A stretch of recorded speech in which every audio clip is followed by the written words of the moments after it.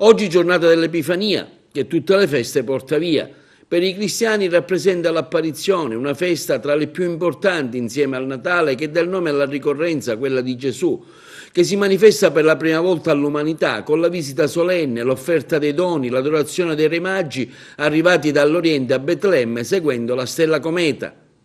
È la festa più importante insieme al Natale, dà il senso al Natale, in quel bambino che viene a nascere con noi. Oggi l'Epifania ci dice che si manifesta a tutti i popoli, perché è venuto per tutti i popoli e per la salvezza di tutti i popoli. Anche il segno e il significato dei 3 Re Magi stranieri, non sono né leviti né sacerdoti né scribi, che vengono, si mettono in cammino e vanno a trovare il Messia, che è per la salvezza di tutti. E lì la stessa parola lo dice, manifestazione della salvezza e dell'essere salvatore di tutto il mondo.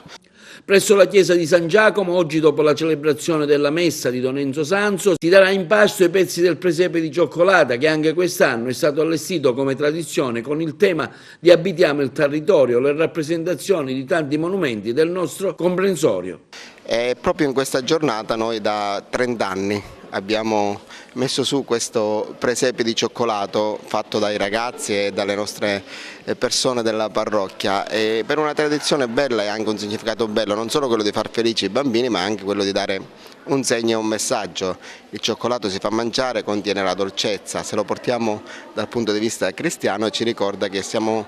fatti per essere mangiati di amore di Dio e con la dolcezza che viene da Dio. Oggi tra l'altro in occasione appunto dell'Epifania il cioccolato verrà consumato dai fedeli, per cui diciamo c'è una data certa in cui oggi l'Epifania tutte le feste porta via, ma diciamo chi usufruisce, i fedeli della Chiesa avranno anche modo di assaggiare diciamo queste bellissime leccornie. Un presepe che stiamo vedendo porta anche il significato di tanti luoghi come per esempio la Porta d'Europa di Lampedusa e la Valle del Belice. Ecco, cosa testimoniano queste, perché, ecco, da cosa nasce l'idea di segnare questi posti, questi luoghi? Quest'anno abbiamo voluto rappresentare un po' tutta la nostra provincia agrigentina, la nostra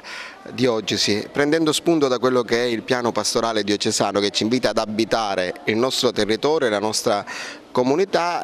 Siamo figli di questa terra e quindi figli di questa provincia, l'abbiamo voluta rappresentare un po' con una serie di monumenti che rappresentano un po' tutto il nostro territorio, e quindi abbiamo un po' disegnato questo nostro territorio, abbiamo messo su il faro di Licata, la Valle dei Templi, la chiesa di San Giacomo laddove c'è la grotta della nascita, visto che già da 30 anni abbiamo questa bella esperienza, la torre Carlo V di Porto Empedocle, Crocifisso Siculiana, fino ad arrivare alla Valle del Belice, ad arrivare anche al Castello di Naro, e nello stesso tempo abbiamo messo pure qualcosa che caratterizza adesso questa nostra terra, è la strada degli scrittori. L'abbiamo voluto pure rappresentare e quasi a volerci dire è la strada, il cammino che siamo chiamati a fare in questa nostra terra.